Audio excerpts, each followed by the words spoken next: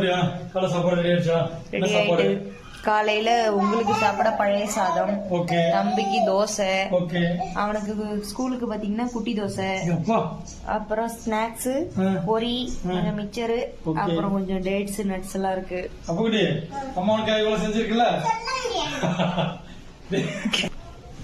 சொல்ல முடியாது.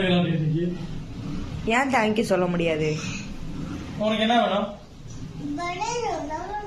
பழைய சோறுலாம் சாப்பிடக்கூடாது. உடம்பு சரியாம போடும்.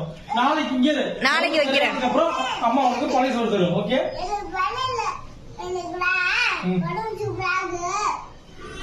உடம்பு சூப்பரா இல்லடா.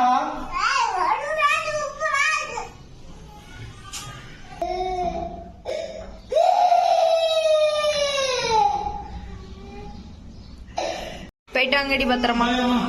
பாய்.